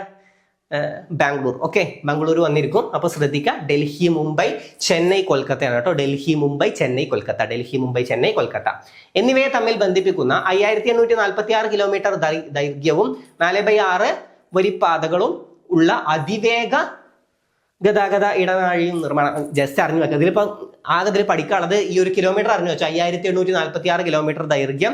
പിന്നെ അറിഞ്ഞു വെക്കാനുള്ളത് ഏതൊക്കെയാണ് സുവർണ ചതുഷ്കോണത്തിലുള്ളത്. ആവശ്യമില്ലാത്ത വെറുതെ പരിഹരിച്ച് തരാതിരിക്കാനാണ്. ഡൽഹി, മുംബൈ, ചെന്നൈ, കൊൽക്കത്ത. ഓക്കെ, ഏതൊക്കെയാണുള്ളത്? സുവർണ ചതുഷ്കോണത്തിലുള്ളതൊക്കെയാണ് ഡൽഹി, മുംബൈ, ചെന്നൈ, കൊൽക്കത്ത. ഡൽഹി, മുംബൈ, ചെന്നൈ, കൊൽക്കത്ത. ഡൽഹി, മുംബൈ, ചെന്നൈ, കൊൽക്കത്ത. ഡൽഹി ഉണ്ട്, പിന്നെ മുംബൈ, ചെന്നൈ, കൊൽക്കത്ത. റിപ്പീറ്റ് ചെയ്യണേ, ഡൽഹി, മുംബൈ, ചെന്നൈ, കൊൽക്കത്ത. ഓക്കെ, അപ്പൊ അതും ക്ലിയർ ആണ്. എക്സ്ട്രാ ആര് വന്നിരിക്കും അവിടെ? ആരാണ്? ബാംഗ്ലൂർ വന്നിരിക്കും. അത് തെറ്റാണ്. ഈ പാതയുടെ നിർമ്മാണത്തോടെ ഇന്ത്യയിലെ മഹാനഗരങ്ങൾക്കിടയിലെ യാത്രാ സമയം, ദൂരം, ചെലവ് എന്നിവ ഗണ്യമായി കുറയ്ക്കുവാനാകും. അറിഞ്ഞു വെക്കുക. തെക്ക് വടക്ക് ഇടനാഴി, ജമ്മു കാശ്മീരെ ശ്രീനഗറിനെ തമിഴ്നാട്ടിലെ കന്യാകുമാരിയുമായി ബന്ധിപ്പിക്കുന്ന 4000. പിന്നെ കിഴക്കു പടിഞ്ഞാറ് ഇടനാഴി, അസമിലെ സിൽസാറിനെ ഗുജറാത്തിലെ തുറമുഖ പട്ടണമായ പോർബന്ദറുമായി ബന്ധിപ്പിക്കുന്ന 3640 കിലോമീറ്റർ ദൈർഘ്യമുള്ള റോഡാണ് കിഴക്ക് പടിഞ്ഞാറ് ഇടനാഴിയുടെ വിഭാഗം ചെയ്യുന്നത്. ഓക്കെ, ഇത് രണ്ടും ഒന്ന് അറിഞ്ഞു വെക്കണം. കിഴക്ക് പടിഞ്ഞാറ് ഇടനാഴിയും തെക്കു വടക്ക് ഇടനാഴിയും. ഇത് ഏത് മുതൽ ഏത് വരെ എന്ന് ചോദ്യം വരാറുണ്ട്, അതുപോലെ തന്നെ സ്റ്റേറ്റ്മെന്റും വരാറുണ്ട്. അപ്പൊ തെക്കു വടക്ക് ഇടനാഴി ഏത് മുതൽ? ജമ്മു കാശ്മീരിലെ ശ്രീനഗർ മുതൽ. ഏതാണ്? തെക്കു വടക്ക് ഇടനാഴി ശ്രീനഗർ മുതൽ കന്യാകുമാരി വരെയാണ് കേട്ടോ. ശ്രീനഗറിനെ കന്യാകുമാരിയുമായി ബന്ധിപ്പിക്കുന്നു. ശ്രീനഗർ മുതൽ കന്യാകുമാരി വരെ ബന്ധിപ്പിക്കുന്ന 4076 കിലോമീറ്റർ ദൈർഘ്യമുള്ള റോഡാണ് തെക്ക് വടക്ക് ഇടനാഴി. ഓക്കെ, തെക്ക് വടക്ക് ഇടനാഴി. പിന്നുള്ളത് ഏതാണ്? കിഴക്ക് പടിഞ്ഞാറ് ഇടനാഴി. കിഴക്ക് പടിഞ്ഞാറ്. അസമിലെ സിൽസാറിനെ ഗുജറാത്തിലെ തുറമുഖ പട്ടണമായ പോർബന്ദറുമായി ബന്ധിപ്പിക്കുന്ന 3640 കിലോമീറ്റർ ദൈർഘ്യമുള്ള റോഡാണ് കിഴക്ക് പടിഞ്ഞാറ് ഇടനാഴിയിലൂടെ വിഭാവനം ചെയ്യുന്നത്. അപ്പൊ അതിൽ വേറൊരു ചോദ്യം കാണാണ്ടല്ലോ. നോക്കി, ഈ റൗണ്ട് ഇട്ട 2 സാധനങ്ങളും നോക്കി നോക്ക്. 4076. ചിലപ്പോൾ ഒരു സ്റ്റേറ്റ്മെന്റ് വരും, കിഴക്ക് പടിഞ്ഞാറ് ഇടനാഴിയാണ് തെക്കു വടക്ക് ഇടനാഴിയേക്കാൾ. ഓക്കെ, തെക്കു വടക്ക് ഇടനാഴിയേക്കാൾ വലുത് എന്നൊരു സ്റ്റേറ്റ്മെന്റ് ആണ്. അതെന്താണ്? അത് പൊട്ട തെറ്റാണ്. ഓക്കെ, ഇതിൽ വലുത് ഏതാണ് നമുക്ക് മനസ്സിലാവേണ്ടത്. ഏതാണ്? തെക്കു വടക്ക് ഇടനാഴിയാണ്. തെക്ക് വടക്ക് ഇടനാഴിയാണ് ഏത്? വലുത്. 4076 കിലോമീറ്റർ. ഇത് 3640 കിലോമീറ്റർ ആണ്. അപ്പൊ അതും ജസ്റ്റ് അറിഞ്ഞു വെക്കുക. അപ്പൊ ഏതൊക്കെ സ്ഥലങ്ങളെയാണ്? തെക്കു വടക്ക് ഇടനാഴിയാണെങ്കിൽ ശ്രീനഗറിനെ കന്യാകുമാരിയുമായി ബന്ധിപ്പിക്കുന്നു. ഇനി കിഴക്ക് പടിഞ്ഞാറ് ഇടനാഴിയാണെങ്കിൽ ഏതാണ്? സിൽസാറിനെ പോർബന്ദറുമായി ബന്ധിപ്പിക്കുന്നു. അത്രയും അറിഞ്ഞു വെക്കുക. എങ്ങനെ പഠിക്കണം എന്നും ഇവിടെ പറഞ്ഞു തരുന്നുണ്ട്. അടുത്തത്, വൈവിധ്യമാർന്ന സവിശേഷതകൾ സമ്പന്നമാണ് ഉപദ്വീപീയ പീഠഭൂമി. ചുവടെ ചേർക്കുന്ന പ്രസ്താവനകളിൽ നിന്ന് യോജിച്ച വസ്തുത തിരഞ്ഞെടുക്കുക. അപ്പൊ ഏതുമായി ബന്ധപ്പെട്ടതാണ്? ഉപദ്വീപീയ പീഠഭൂമിയുമായി ബന്ധപ്പെട്ടാണ് കൊടുത്തിട്ടുള്ളത്. ഉഷ്ണമേഖല ഇലപൊഴിയും കാടുകൾ ഉൾപ്പെടുന്ന പ്രദേശം എന്താണ്? ശരിയാണ് അല്ലെ? ഉഷ്ണമേഖല ഇലപൊഴിയും കാടുകൾ ഉൾപ്പെടുന്ന പ്രദേശമാണ് ഏത്? ഉപദ്വീപീയ പീഠഭൂമി. മഹാനദി, ഗോദാവരി എന്നീ നദികളുടെ ഉത്ഭവ പ്രദേശം അല്ലെ? ഉപദ്വീപീയ നദികളൊക്കെ നമ്മൾ കേട്ടിട്ടുണ്ട്. മഹാനദി, ഗോദാവരി എന്നീ നദികളുടെ ഉത്ഭവ പ്രദേശമാണ് ഏത്? ഉപദ്വീപീയ പീഠഭൂമി. അതും എന്താണ്? ശരിയാണ്. ധാതുക്കളുടെ കലവറ എന്ന് വിളിക്കുന്നു അല്ലെ? ധാതുക്കളുടെ കലവറ എന്നറിയപ്പെടുന്നത് അതും എന്താണ്? ശരിയാണ്. അടുത്തത് ഇന്ത്യയുടെ ധാന്യപുര എന്നറിയപ്പെടുന്നു. അതും എന്താണ്? തെറ്റാണ്. ഓക്കെ, അത് തെറ്റാണ് കേട്ടോ. ഇന്ത്യയുടെ ധാന്യപുര, അത് എപ്പോഴും കൺഫ്യൂഷൻ ആക്കാൻ ചോദ്യം വരലാണ്. ഈ ധാതുക്കളുടെ കലവറയും ധാന്യപുരയും. ധാതുക്കളുടെ കലവറ എന്നറിയപ്പെടുന്നത് ഏതെന്ന് ചോദിച്ചിട്ട് താഴെ ഓപ്ഷൻസ് തരും. ഓപ്ഷൻ എയിൽ ഉത്തര മഹാസമതലം കിടക്കുന്നുണ്ടാവും. അത് തെറ്റാണ്. ഓക്കെ, ഉത്തര മഹാസമതലം തെറ്റാണ്. അത് ഉപദ്വീപീയ പീഠഭൂമിയാണ്. എന്ത്? ധാതുക്കളുടെ കലവറ. ഇന്ത്യയുടെ ധാന്യപുര എന്നറിയപ്പെടുന്നതാണ് ഉത്തര മഹാസമതലം. അപ്പൊ ഈ രണ്ടും ഇനി കൺഫ്യൂഷൻ വരരുത്. എന്താണ്? ധാതുക്കളുടെ കലവറ എന്നറിയപ്പെടുന്നത് ഉപദ്വീപീയ പീഠഭൂമിയാണ്. ഇന്ത്യയുടെ ധാന്യപുര എന്നറിയപ്പെടുന്നത് ഉത്തര മഹാസമതലമാണ്. ഓക്കെ, അപ്പോ ധാതുക്കളുടെ കലവറ ഏതാണ്? ധാതുക്കളുടെ കലവറ ഉപദ്വീപീയ പീഠഭൂമി. കണ്ടോ? എന്ന് വെച്ചിട്ടാകുമ്പോ ഉപദ്വീപീയ, ആ ദായും വെച്ചിട്ട് ഒന്ന് കണക്ട് ചെയ്യുക. ദാ എന്നുള്ള സൗണ്ട് വെച്ചിട്ട് ഉപദ്വീപീയ ധാതുക്കളുടെ കലവറ. ഉത്തര മഹാസമതലാണ് ധാന്യപുര, ഉത്തര മഹാസമതലം. അപ്പൊ അതും ക്ലിയർ ആണ്. ഇതെന്താണ്? ഇതിൽ തെറ്റായിട്ടുള്ളത് ഇതാണ് കേട്ടോ. അപ്പൊ ശരിയായ 3 കിട്ടി. 1 2 3 1 2 3. ഓക്കെ, അപ്പൊ അത് ശരിയാണ്. അടുത്തല്ല, ഇതിന്റെ ബാക്കി ഭാഗങ്ങൾ നോക്കാം.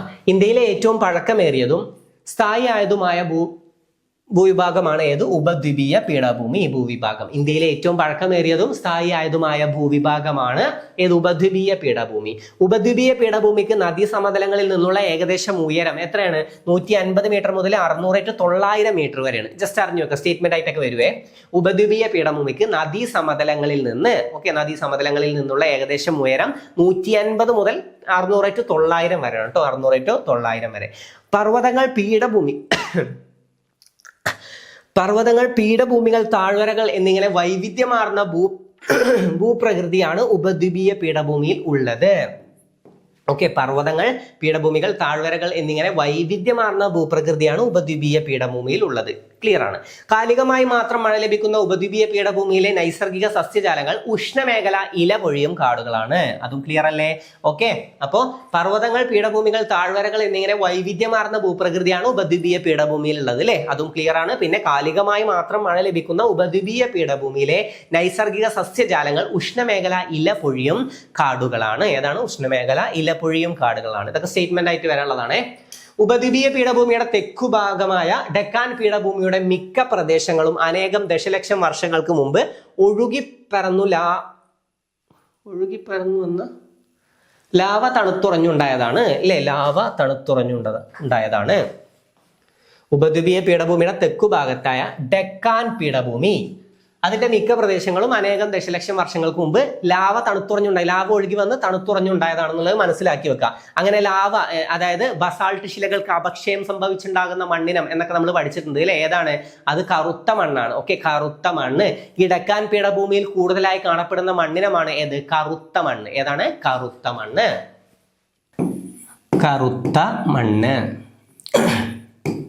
അപ്പോൾ ബസാൾട്ട് ശിലകൾക്ക് അപക്ഷയം ഉണ്ടായ മണ്ണിനം ഏതെന്ന് ചോദ്യം വന്നാലും, അല്ലെങ്കിൽ ലാവ തണുത്തുറഞ്ഞുണ്ടായത് എങ്ങനെ ചോദ്യം വന്നാലും അത് കറുത്ത മണ്ണുമായി ബന്ധപ്പെട്ടതാണ്. ഈ ഡെക്കാൻ പീഠഭൂമിയിൽ കൂടുതലായി കാണപ്പെടുന്ന മണ്ണിനം ഏതെന്നും ചോദ്യം വരാറുണ്ട്. അതും കറുത്ത മണ്ണാണ്. ഈ കറുത്ത മണ്ണിന് കുറച്ച് ഇരട്ടപ്പേരുകളുണ്ട്. റിഗർ, ചെർണോസം എന്നീ പേരുകളിൽ അറിയപ്പെടുന്നത് ഏതാണ്? കറുത്ത മണ്ണാണ്. ബ്ലാക്ക് സോയിൽ ആണ് റിഗർ, ചെർണോസം എന്നീ പേരുകളിൽ അറിയപ്പെടുന്നത്.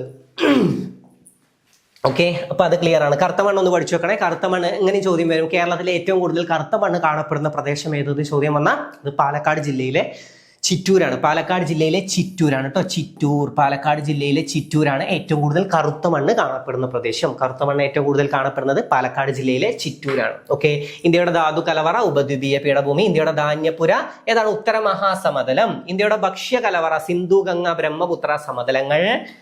ഇന്ത്യയിലെ ഏറ്റവും വലിയ കാർഷിക ഭൂമിയാണ് ഉത്തര മഹാസമതലം. ഇന്ത്യയിലെ ഏറ്റവും വലിയ കാർഷിക ഭൂമിയാണ് ഏത്? ഉത്തര മഹാസമതലം. ചോദ്യം വരുവേ, ഉത്തര മഹാസമതലമാണ് ഇന്ത്യയിലെ ഏറ്റവും വലിയ കാർഷിക ഭൂമി. ഇന്ത്യയുടെ ഭക്ഷ്യ കലവറ സിന്ധു, ഗംഗ, ബ്രഹ്മപുത്ര സമതലങ്ങൾ. ഭക്ഷ്യ കലവറ, ധാതുക്കളുടെ കലവറ ഉപദ്വീപീയ പീഠഭൂമി. ധാന്യപുര ഉത്തര മഹാസമതലം. ക്ലിയർ അല്ലേ? പെർഫെക്റ്റ് ആയല്ലോ.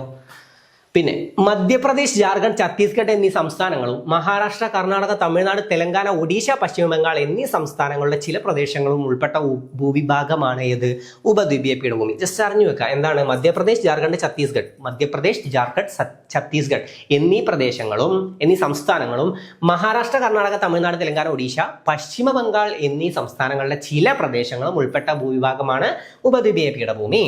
ഉപദ്വീപീയ പീഠഭൂമിയിൽ ധാരാളമായി കണ്ടുവരുന്ന മണ്ണ് കറുത്ത മണ്ണാണ്. എന്നാൽ മൺസൂൺ മഴയും ഇടവിട്ടുള്ള വേനൽക്കാലവും മാറി മാറി അനുഭവപ്പെടുന്ന പ്രദേശങ്ങളിൽ ലാറ്ററൈറ്റ് മണ്ണും രൂപപ്പെടുന്നു. ഓക്കെ, ഉപദ്വീപീയ പീഠഭൂമിയിൽ നിന്നുള്ളത് ചോദിക്കുന്നതിനേക്കാൾ ഡെക്കാൻ പീഠഭൂമിയിൽ നിന്നാണ് ചോദിച്ചു കണ്ടിട്ടുള്ളത്. ഡെക്കാൻ പീഠഭൂമിയിൽ കൂടുതലായി കാണപ്പെടുന്ന മണ്ണിനം ഏതാണ്? കറുത്ത മണ്ണാണ്. അതിന്റെ പേരുകളാണ് റിഗർ അഥവാ ചെർണോസം എന്നീ പേരുകളിൽ അറിയപ്പെടുന്ന മണ്ണിനമാണ് കറുത്ത മണ്ണ് അഥവാ ബ്ലാക്ക് സോയിൽ. കറുത്ത മണ്ണ് ഏറ്റവും കൂടുതൽ കാണപ്പെടുന്ന കേരളത്തിലെ പ്രദേശമാണ് ഏത്? പാലക്കാട് ജില്ലയിലെ ചിറ്റൂര്. എന്താണ്? പരുത്തി കൃഷിക്ക് അതുപോലെ തന്നെ കരിമ്പ് കൃഷിക്കൊക്കെ ഏറ്റവും അനുയോജ്യമായ മണ്ണിനമാണ് കറുത്ത മണ്ണ്. ഓക്കെ, അതും ചോദ്യം വരാറുണ്ട്. ഏത് കൃഷിക്ക് ഏത് മണ്ണിനം എന്നൊക്കെ ചോദ്യം വരാറുണ്ട്. നെൽകൃഷിക്ക് ഏറ്റവും അനുയോജ്യമായ മണ്ണിനമാണ് അല്ലൂവിയൽ സോയിൽ അഥവാ എക്കൽ മണ്ണ്. ഇന്ത്യയിൽ ഏറ്റവും കൂടുതൽ കാണപ്പെടുന്നതാണെന്നൊക്കെ നമ്മൾ പഠിച്ചിട്ടില്ല, ബേസിക്സ് ആണ്. ഇന്ത്യയിൽ ഏറ്റവും കൂടുതൽ കാണപ്പെടുന്ന മണ്ണിനം എക്കൽ മണ്ണാണ്. കേരളത്തിലെ ഏറ്റവും കൂടുതൽ കാണപ്പെടുന്ന മണ്ണിനം ചെങ്കൽ മണ്ണാണ്. ഓക്കെ, അപ്പോൾ ഈ എക്കൽ മണ്ണാണ് നെൽകൃഷിക്ക്. അപ്പൊ നെല്ലു അല്ലു എന്ന് നമ്മൾ പറയാറുണ്ട് അല്ലെ? നെല്ല് അല്ലു, നെല്ലു അല്ലു, നെല്ലു അല്ലു. അപ്പൊ അല്ലൂവിയൽ സോയിൽ അഥവാ എക്കൽ മണ്ണാണ് നെൽകൃഷിക്ക് ഏറ്റവും അനുയോജ്യമായത്. പിന്നെ പരുത്തി കൃഷിയാണ് ഏറ്റവും കൂടുതൽ ചോദ്യം വരാറുണ്ട്. പരുത്തി കൃഷിക്ക് ഏറ്റവും അനുയോജ്യം പരുത്തി എന്താണ്? യൂണിവേഴ്സൽ ഫൈബർ എന്നറിയപ്പെടുന്നത് പരുത്തിയാണ് കേട്ടോ. യൂണിവേഴ്സൽ ഫൈബർ എന്നറിയപ്പെടുന്നത് പരുത്തിയാണ്. യൂണിവേഴ്സൽ ഫൈബർ എന്നറിയപ്പെടുന്ന ഏതാണ്? പരുത്തിയാണ്. സുവർണ്ണ നാര് അഥവാ ഗോൾഡൻ ഫൈബർ എന്നറിയപ്പെടുന്നതാണ് ചണം. ഓക്കെ, ചണം. ഗോൾഡൻ ഫൈബർ എന്നറിയപ്പെടുന്നത് ചണം. ഓക്കെ, യൂണിവേഴ്സൽ ഫൈബർ ആണ് പരുത്തി. യൂണിവേഴ്സൽ ഫൈബർ ആണ് പരുത്തി. അതും ക്ലിയർ ആണോ? അപ്പോൾ പരുത്തി കൃഷിക്ക് ഏറ്റവും അനുയോജ്യമായ മണ്ണിനെന്ന് ചോദിച്ചാലും കരിമ്പ് കൃഷിക്ക് ഏറ്റവും അനുയോജ്യമായ മണ്ണിനെന്ന് ചോദിച്ചാലും കറുത്ത മണ്ണാണ്. നെൽകൃഷിക്ക് ഏറ്റവും അനുയോജ്യമായ മണ്ണിന് നമ്മൾ നേരത്തെ പഠിച്ചു എക്കൽ മണ്ണാണ്. കണ്ടൽ വനങ്ങളുടെ വളർച്ചയ്ക്കാണ് പിന്നെ ചോദ്യം വരാറുള്ളത്. കണ്ടൽ വനങ്ങളുടെ വളർച്ചയ്ക്ക് ഏറ്റവും അനുയോജ്യമായ മണ്ണിനമാണ് കണ്ടൽ വനങ്ങളുടെ പീറ്റ് മണ്ണാണ് കേട്ടോ. കണ്ടൽ വനങ്ങളുടെ വളർച്ചയ്ക്ക് ഏറ്റവും അനുയോജ്യമായ മണ്ണിനം പീറ്റ് മണ്ണാണെന്നുള്ളതും പഠിച്ചു വെക്കുക. ഉപദ്വീപീയ പീഠഭൂമിയിൽ ധാരാളമായി കണ്ടുവരുന്ന മണ്ണ് കറുത്ത മണ്ണാണ്. എന്നാൽ മൺസൂൺ നമ്മളിപ്പോൾ പറഞ്ഞു. ഓക്കെ, അപ്പൊ ആ കാര്യം ക്ലിയർ ആയി. ധാരാളമായി കണ്ടുവരുന്ന മണ്ണിനം ഏതാണെന്ന് ചോദ്യം വന്നാൽ അതേതാണ്? കറുത്ത മണ്ണാണ്. ചോദ്യം എങ്ങനെ വരാനും ചാൻസ് ഡക്കാൻ പീഠഭൂമിയിൽ കൂടുതലായി കാണപ്പെടുന്ന മണ്ണിനം ഏതെന്നൊരു ചോദ്യം വരും. ഓക്കെ, അപ്പൊ അതും ക്ലിയർ ആണ്. ഓക്കെ, അപ്പൊ മണ്ണിനങ്ങൾ ക്ലിയർ ആക്കണം. മണ്ണ് വർഷം ക്ലിയർ ആക്കണം. 2015 മണ്ണ് വർഷം. December 5 മണ്ണ് ദിനം. മണ്ണിനെ കുറിച്ചുള്ള പഠനമാണ് പെഡോളജി. മണ്ണ് രൂപം കൊള്ളുന്ന പ്രക്രിയയാണ് പെഡോജെനിസിസ്. ഓക്കെ, അപ്പൊ പെഡോളജി നമ്മൾ മുമ്പ് പഠിച്ചിട്ടുണ്ട് അല്ലേ? നമ്മൾ മണ്ണിൽ ചെറുപ്പത്തിൽ മണ്ണിൽ കളിച്ചു കഴിഞ്ഞാൽ നമ്മുടെ കയ്യിൽ നല്ല കട കിട്ടും. അപ്പൊ പെഡോളജി. പിന്നെ മണ്ണ് ജനിക്കുകയാണല്ലോ. മണ്ണ് രൂപം കൊള്ളുന്ന പ്രക്രിയ എന്നൊരു ചോദ്യം വന്നാൽ അങ്ങനെ ആലോചിച്ചാൽ മതി. മണ്ണ് ജനിക്കുകയാണ്. പെഡോ മണ്ണുമായി കണക്റ്റാണ്. പെട കിട്ടും എന്നുള്ളത് നമ്മളിപ്പോൾ കണക്ട് ചെയ്തു. അപ്പൊ പെഡോജെനിസിസ്, ജനിക്കുന്നു, ജെനിസിസ്. അപ്പൊ മണ്ണ് രൂപം കൊള്ളുന്ന പ്രക്രിയ ചോദ്യം വന്ന പെഡോജെനിസിസ് ആണ്. ക്ലിയർ അല്ലേ? ഓക്കെ, അപ്പൊ ഇന്ന് പഠിച്ച അത്രയും കാര്യങ്ങൾ നിങ്ങൾക്ക് ക്ലിയർ ആയി എന്ന് വിശ്വസിക്കുന്നു. നമ്മൾ റിപ്പീറ്റ് ചെയ്ത് പറഞ്ഞിട്ടുണ്ട്. നിങ്ങൾക്ക് ബുദ്ധിമുട്ടായിട്ടില്ല എന്ന് ഞാൻ വിശ്വസിക്കുന്നു. റിപ്പീറ്റ് ചെയ്ത് പറഞ്ഞ് നിങ്ങൾ ഓർത്തിരിക്കാൻ വേണ്ടിയിട്ടാണ്. പിന്നെയും പറഞ്ഞു കഴിഞ്ഞാൽ നിങ്ങൾക്ക് എങ്ങനെയെങ്കിലും അതൊന്ന് ഓർമ്മ വരും. ഓക്കെ, ഓപ്ഷൻസ് കണ്ടിട്ടായാലും നിങ്ങൾക്ക് ഇത് ഇങ്ങനെയാണല്ലോ കേട്ടിട്ടുള്ളത് എന്നുള്ളൊരു സ്റ്റേറ്റ്മെന്റ് വന്നിട്ടെങ്കിലും അതൊന്നും തെറ്റിച്ച് കളയാൻ, അതായത് തെറ്റായിട്ടുള്ളത് തെറ്റെന്ന് ഉറപ്പിച്ചിടാൻ നിങ്ങളെ കൊണ്ട് പറ്റാൻ വേണ്ടിയിട്ടാണ് പറ്റുന്ന അത്രയും റിപ്പീറ്റ് ചെയ്തിരുന്നത്. അപ്പോൾ ക്ലാസ് നിങ്ങൾക്ക് ഉപകരിച്ചു എന്ന് വിശ്വസിക്കുന്നു. ക്ലാസ് നിങ്ങൾക്ക് ഉപകാരപ്പെട്ടു എന്ന വിശ്വാസത്തിൽ നിർത്തുകയാണ്. ക്ലാസ് ഉപകാരപ്പെട്ടെങ്കിൽ, നിങ്ങൾക്ക് ഇഷ്ടമായെങ്കിൽ നിങ്ങളുടെ അഭിപ്രായങ്ങൾ അറിയിക്കാൻ മറക്കരുത്. പിന്നെ നമ്മുടെ LDC LGS ബാച്ചിന്റെ കാര്യം മറക്കണ്ട. ബാച്ചിൽ എത്രയും പെട്ടെന്ന് ജോയിൻ ചെയ്യുക. LDC ബാച്ചാണ് ഇപ്പോൾ തന്നെ ജോയിൻ ചെയ്ത് കഴിഞ്ഞാൽ നിങ്ങൾക്ക് രണ്ടിനും യൂസ്ഫുൾ ആണ്. ഇപ്പോൾ VFAക്ക് പ്രിപ്പയർ ചെയ്യുന്നവരാണ് ഈ ക്ലാസ് കാണുന്നത്. അപ്പോൾ VFAക്കും നിങ്ങൾക്ക് യൂസ്ഫുൾ ആവും. അതല്ലെങ്കിൽ VFA ബാച്ച് എടുത്തോ, നിങ്ങളുടെ ഇഷ്ടം. VFA ബാച്ച് ആകുമ്പോൾ സിലബസ് ഓറിയന്റഡ് ആയിട്ട് മൊത്തം കിട്ടും. ഏകദേശം ഫുൾ ടോപ്പിക്സ് നമ്മളവിടെ പറ്റുന്ന അത്രയും കവർ ചെയ്തിട്ടുണ്ട്.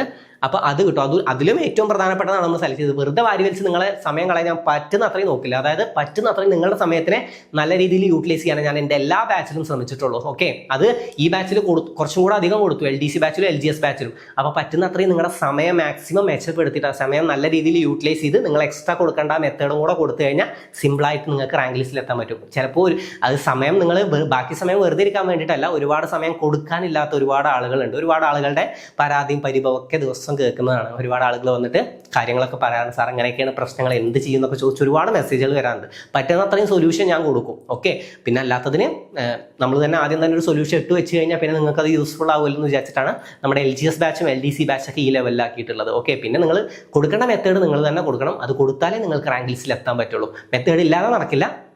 കാരണം 50-50 കൊടുത്താലേ പറ്റുള്ളൂ. ഞാൻ എന്നെ കൊണ്ട് ചെയ്യാൻ പറ്റുന്ന അത്രയും എഫേർട്ടിൽ ഞാൻ കാര്യങ്ങൾ ചെയ്തു തരും. പിന്നെ നിങ്ങൾ ഇടുന്ന എഫേർട്ടിനാണ് ബാക്കി നിങ്ങൾക്ക് റിസൾട്ട് വരുന്നത്. ഓക്കെ, നമ്മൾ പഠിപ്പിക്കുന്ന കാര്യങ്ങൾ നിങ്ങൾ പ്രോപ്പറായിട്ട് സെറ്റായിട്ട് തന്നെ പഠിച്ചിട്ട് പോകും. അതും എൻ്റെ ഒരു ഉറപ്പാണ്. ഓക്കെ, പിന്നെ എക്സ്ട്രാ കാര്യങ്ങൾ നിങ്ങൾ ചെയ്യേണ്ട കുറച്ച് മെത്തേഡ്സ് അവിടെ ഉണ്ട്. അത് പ്രോപ്പറായിട്ട് നിങ്ങൾ തന്നെ വർക്കൗട്ട് ചെയ്യണം. അത് നിങ്ങൾക്ക് ആ മെത്തേഡ് മനസ്സിലാകുമ്പോൾ നിങ്ങൾക്ക് അതിൻ്റെ ഒരു ഇമ്പോർട്ടൻസ് നിങ്ങൾക്ക് കിട്ടും. എന്തിനാണത് പറയുന്നത്, എന്താണ് അതുകൊണ്ടുള്ള ഒരു യൂസ് നിങ്ങൾക്ക് ഏകദേശം മനസ്സിലാവും. ലോജിക്കലി നിങ്ങൾക്ക് സംഭവം കിട്ടും. ഓക്കെ, അപ്പോൾ ജോയിൻ ചെയ്യാനുള്ളവരാണെങ്കിൽ എത്രയും പെട്ടെന്ന് ജോയിൻ ചെയ്യുക. ഏത് ബാച്ചാന്ന് വെച്ചാൽ നോക്കിയിട്ട് ജോയിൻ ചെയ്യാം കേട്ടോ. VFA ആകുമ്പോൾ ഞാൻ പറഞ്ഞൊരു നെഗറ്റീവ് അതിനുണ്ട്. ഒന്ന്, ക്ലാസ്സസ് പെൻഡിങ് വരും. അത് നെഗറ്റീവ് അല്ല. ഞാൻ ഈ പറഞ്ഞ സ്റ്റെപ്പ് വർക്കൗട്ട് ചെയ്യുകയാണെങ്കിൽ നിങ്ങൾ ഓൾറെഡി പഠിച്ച ടോപ്പിക്സ് സ്കിപ്പ് ചെയ്ത് ബാക്കി എടുത്തിട്ട് പോയി പഠിക്കുകയാണെങ്കിൽ സിമ്പിളായിട്ട് വേഗം തീർക്കാൻ പറ്റും. പക്ഷേ അതിൽ ടോപ്പിക്സ് എല്ലാം ഇൻക്ലൂഡഡ് ആണ്. പറ്റുന്ന അത്രയും ടോപ്പിക് സിലബസ് ഓറിയൻറ്റഡ് ആയിട്ടാണ് ക്ലാസ് പോകുന്നത്. അപ്പോൾ അത് ഇൻക്ലൂഡഡ് ആണ്. പിന്നെ അതിൽ വരുന്നത് അതായത് എക്സ്ട്രാ നിങ്ങൾക്ക് ഞാൻ പറഞ്ഞു തന്ന കാര്യം അല്ല. പിന്നെ അതിൽ വരുന്ന നെഗറ്റീവ് എന്ന് പറഞ്ഞത് ഈ VFA എക്സാം കഴിഞ്ഞ് നിങ്ങളുടെ ആ ബാച്ച് പോകും. അപ്പോൾ അത് നിങ്ങൾക്ക് നഷ്ടമാവും. അപ്പോൾ അതുകൊണ്ടാണ് LDC ബാച്ച് എടുക്കുകയാണെങ്കിൽ നിങ്ങൾക്ക് ഇപ്പോഴും യൂസ് ചെയ്യാം. പിന്നെ ആ LDC സമയത്തും നിങ്ങൾക്ക് യൂസ് ചെയ്യാം. അതായത് ഒരു കൊല്ലത്തിൻ്റെ അടുത്ത് നിങ്ങൾക്ക് എന്തായാലും വാലിഡിറ്റി സാധനത്തിൽ കിട്ടും. അപ്പോൾ അത് മറക്കണ്ട. പിന്നെ നമ്മുടെ ടെലഗ്രാം ചാനലിൽ ജോയിൻ ചെയ്യാൻ മറക്കണ്ട. നോട്ട്സ് വേണ്ടേ, ഇതിനൊക്കെ നോട്ട്സ് കാണണ്ടേ. അപ്പോൾ നോട്ട്സൊക്കെ ഒന്ന് വായിച്ചും കൂടെ പഠിച്ചു കഴിഞ്ഞാൽ നല്ലൊരു റിവിഷനും കിട്ടും. ഓക്കെ, റിവിഷൻ മിസ്സാക്കരുത് കേട്ടോ. ഏത് എക്സാമിനാണെങ്കിലും ഇപ്പോൾ VFA എക്സാമിന് പിന്നെയും പുതിയ കാര്യങ്ങൾ പഠിക്കാനുള്ള ഒരു ത്വരയാവും. ഇതിന് വേറൊരു പ്രത്യേകത ഉണ്ട്. എക്സാം അടുക്കുമ്പോഴാണ് പുതിയ കാര്യങ്ങൾ പഠിക്കാൻ തോന്നുക. അങ്ങനെ ചെയ്യരുത്. പുതിയ കാര്യങ്ങൾ പഠിക്കരുത് എന്നല്ല, പഴയ കാര്യങ്ങൾ പഠിച്ചത് നിങ്ങൾക്ക് റിവിഷൻ ഓക്കെ ആണെങ്കിൽ, നിങ്ങൾക്ക് പെർഫെക്റ്റ് ആണെങ്കിൽ മാത്രം പുതിയ കാര്യങ്ങളിലേക്ക് പിന്നെയും കിടക്കുക. റിവിഷൻ പെർഫെക്റ്റ് ആവണം. പഠിച്ച കാര്യങ്ങൾ നിങ്ങൾക്ക് എപ്പോഴും പെർഫെക്റ്റ് ആവണം. ഓക്കെ, അപ്പോൾ അത് ക്ലിയർ ആക്കുക. പിന്നെ ടെലഗ്രാം ചാനൽ ഓക്കെ, അത്രേ ഉള്ളൂ. ടെലഗ്രാം ചാനൽ ജോയിൻ ചെയ്യുക. പിന്നെ നമ്മുടെ പ്ലേലിസ്റ്റ് പോയി ചെക്ക് ചെയ്യുക. മുമ്പത്തെ ക്ലാസ് കാണാത്തവരാണെങ്കിൽ ഇന്നത്തെ ക്ലാസ് നിങ്ങൾക്ക് കണ്ടിപ്പോൾ ഉപകരിച്ചില്ലേ, സെറ്റായില്ലേ? അപ്പോൾ മുമ്പത്തെ ക്ലാസ് നിങ്ങൾക്ക് ഉപകരിക്കും. ഓരോ ക്ലാസ്സും അങ്ങനെ തന്നെ നിങ്ങൾക്ക് നല്ല രീതിയിൽ യൂസ്ഫുൾ ആവും. ഒരുപാട് ക്ലാസ്സുകളുണ്ട്. പവർ ക്യാപ്സ്യൂളൊക്കെ കണ്ടാൽ നിങ്ങൾക്ക് നല്ല രീതിയിൽ യൂസ്ഫുൾ ആവും. പവർ ക്യാപ്സ്യൂളൊന്നും ആരും മിസ്സാക്കി ഉണ്ടാവില്ല എന്ന് വിചാരിക്കുന്നു.